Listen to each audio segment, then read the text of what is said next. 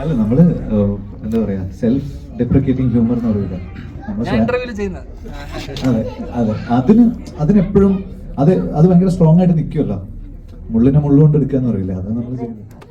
തിരയില് നമുക്ക് ധ്യാൻ ചേട്ടനെ നമ്മൾ ഒരു ഫോമിൽ കണ്ടിട്ടുണ്ട്. അതിനുശേഷം അത്രയും ഫുൾ ഫ്ലെഡ്ജഡ് ആയിട്ട് ഈ മനുഷ്യന് ശരിക്കും കഴിവുണ്ടെന്ന് തെളിയിച്ചു തന്നതിന് ഒരുപാട് നന്ദി. എന്റെ ചോദിക്കാനുള്ളത്, ഈ കുൽസിത് പ്രിയനായിട്ടുള്ള ധ്യാൻ ചേട്ടനെയും സമാധാന പ്രിയനായിട്ടുള്ള പ്രണവിനെയും ഒരുമിപ്പിക്കാന്നുള്ള ഐഡിയ അത് ഇത്ര വർക്കാവുന്നത് എങ്ങനെയായിരുന്നു? ഇത്ര ഉറപ്പ്? അല്ല, സത്യം പറഞ്ഞ എനിക്ക് ഉറപ്പ് വന്നത് ഇവർ ഒന്നിച്ച് ഷൂട്ട് തുടങ്ങിയപ്പോഴാണ്. ഒരു ഐഡിയ ഉണ്ടായിരുന്നു, സത്യമാണ്. പക്ഷെ അല്ല, ഒരു തോന്നലുണ്ടായിരുന്നു ഇവർ വന്നു കഴിഞ്ഞാൽ സിങ്കാവും. പിന്നെ ധ്യാന എന്തെങ്കിലും പറഞ്ഞു കഴിഞ്ഞാല് ധ്യാന അപ്പുവിന്റെ ഫാമിലിയിൽ എല്ലാവർക്കും ഭയങ്കര ഇഷ്ടമാണ്.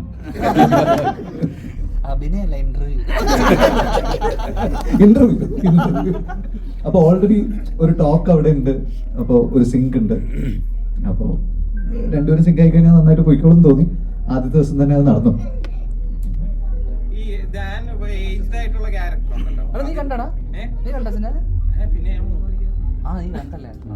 അപ്പം ഏജ്ഡ് ആയിട്ടുള്ള പോർഷനിൽ പോലും ഇങ്ങനെ എന്താണ് ഡബ് ചെയ്യുമ്പോൾ പോലും ചെറിയ കഥപ്പും ഒരു ജസ്റ്റ് ഇങ്ങനെ ഗ്യാപ്പ് ഇട്ടൊക്കെ അങ്ങനെ ഒരു ഡബിൽ പോലും ആ ഒരു സംഗതി കൃത്യമായിട്ട് വേണമെന്ന് ശ്രദ്ധിച്ചിരുന്നു. ഞാൻ ആകെ ഓടുന്ന ഒരു പടമാണ് വല്ലപ്പോഴും. എടാ ശ്രദ്ധിച്ചിരുന്നു കാര്യമായിട്ട്. അല്ല, ഞാൻ പറഞ്ഞ നമ്മള് കുറച്ച് ക്ലോസ് ടു ദ മൈക്ക്, നമ്മളിപ്പോ കുറച്ച് ബേസ് കിട്ടാനും പിന്നെ ഇപ്പൊ നമ്മളിങ്ങനെ ചെറിയ വ്യത്യാസം വരുമല്ലോ. നമ്മള് ക്ലോസ് മൈക്കിങ് പോകുന്ന സമയത്ത് വോയിസിൽ ചെറിയ വ്യത്യാസം വരും. അത് ആക്ച്വലി ഭയങ്കര പണിയുള്ള പരിപാടിയൊന്നുമല്ല. ഏട്ടനപ്പം ക്ലോസ് മൈക്ക് ചെയ്യാൻ പറഞ്ഞ അടുത്ത് വെച്ചിട്ട് പിന്നെ ചെറുങ്ങനെ പുറത്തുനിന്ന് 2 സിഗരറ്റ് ഒക്കെ വിളിച്ചു കഴിഞ്ഞാൽ ബേസ് കൂടും.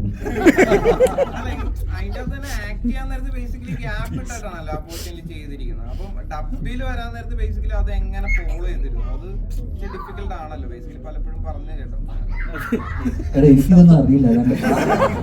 എല്ലാ പടത്തിലും ഡബ് ചെയ്യുമ്പോ കിതപ്പ് ഡയലോഗ് കട്ട് ചെയ്ത് കളയുന്നത്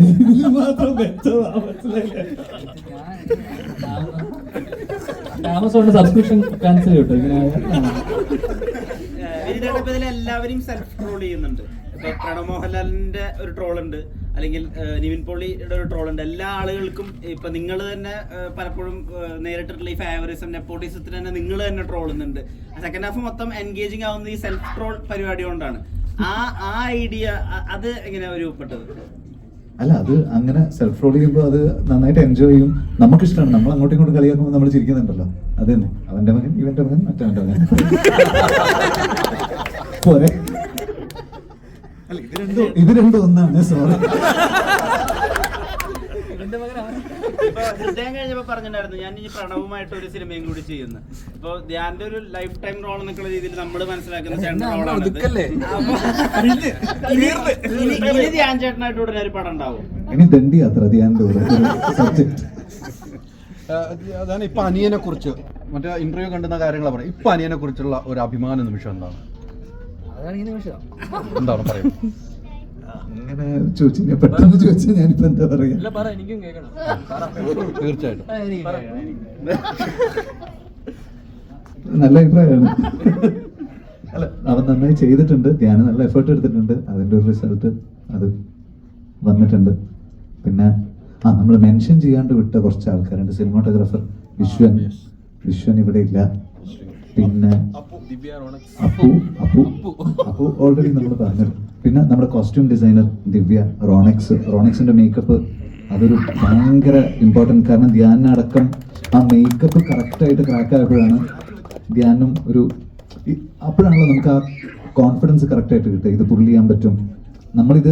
ഇവരാണ് എന്താ പറയാ, ഈ ഓൾഡർ ഏജ് പ്ലേ ചെയ്യുന്നതെന്ന് പറഞ്ഞപ്പോൾ എല്ലാവരും അത് ശരിയാവോ ഇതാണ് നമ്മളോട് എല്ലാവരോടും ചോദിച്ചുകൊണ്ടിരുന്നത്. നമ്മളും ആലോചിച്ചിരുന്നു ഇത് ശരിയാവോ, കാരണം നമുക്ക് അറിയില്ലല്ലോ. അപ്പോൾ അതൊരു ഭയങ്കര ഒരു ട്രിക്കി ഡിസിഷൻ ആയിരുന്നു. ഇപ്പൊ ഈവൻ ട്രെയിലർ വിടുമ്പോൾ പോലും നമ്മൾ ധ്യാന്റെ മാത്രം വിട്ടിട്ട് അപ്പുവിൻ്റെത് ഹോൾഡ് ചെയ്ത് വെച്ച് അതും അങ്ങനെ ഒരു ഡിസിഷൻ എടുക്കാൻ കാര്യമാണ്.